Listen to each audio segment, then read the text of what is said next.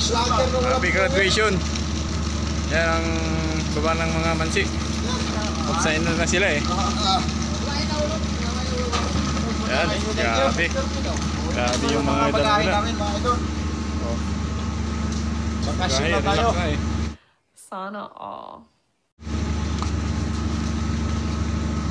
Ano nila yung well watch. Abangan natin yung iba ng mga.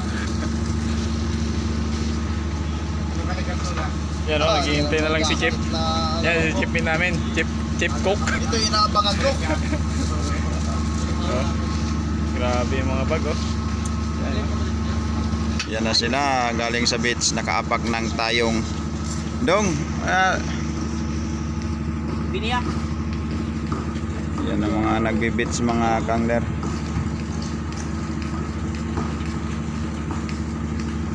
Sisira yung mesa oh. Pre,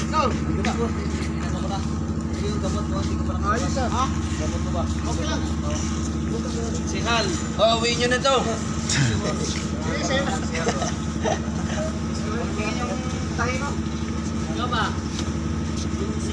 ikaw ba? Walang luso na mo. Hindi nga pa wala sa kabalo, wala sa kabalo bigo.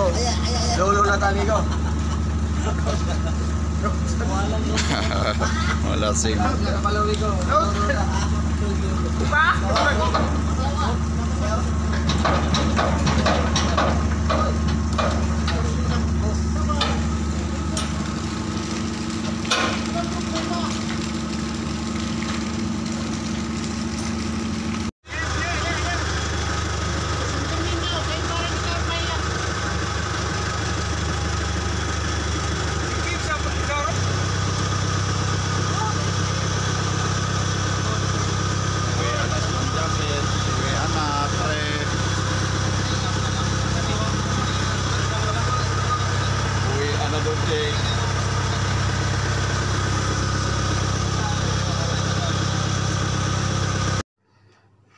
Mga kangler, dito na pala tayo ngayon sa hotel.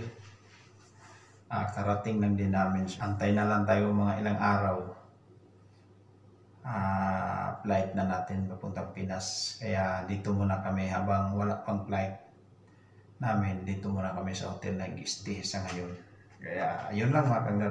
Pakita ko sa inyo yung buong loob dito ng hotel na napasukan natin. Sobrang ganda mga kangler.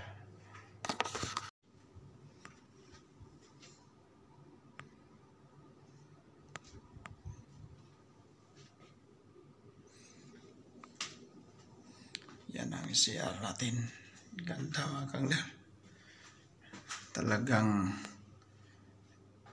maganda yung hotel na natin yun.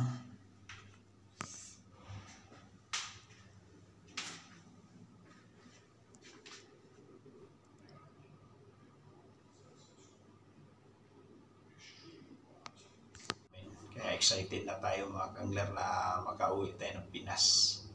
Kasi ito na yung panahon na kahit pa paano maka-relax na rin tayo sa trabaho, makapahinga kasama yung pamilya at may makatulog na rin tayo ng maayos. Ganun lang mga kangler, pero hindi biro dito sa ibang bansa. Medyo talagang kalungkutan nandyan, pero laban lang para sa pamilya mga kangler.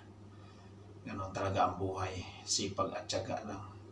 Hindi ka magtiyaga, walang-wala talaga. Kaya lahat ng mga dadanasin mo kasama na rin to sa experience mo habang nabubuhay tayo. Kaya laban lang ganun talaga sa mga OFW dyan na katulad din sa amin o seaman o ano ka man, anong trabaho mo dito. Kaya ingat na lang kayo palagi, sunod na kayo na naman yung mauwi ng Pinas. At pasensya na kung hindi pa ako nakadalaw dyan sa aking mga bagong followers at gano'n din sa luma. Pasensya na dahil sa trabaho talaga busy din na halos ako nakaka-upload. Saka nakapokus na ako sa trabaho. Yun lang mga kangler, at ingat na lang kayo palagi. God bless inyong lahat. Kita-kita na lang tayo sa Philippines. Yun lang. Thanks.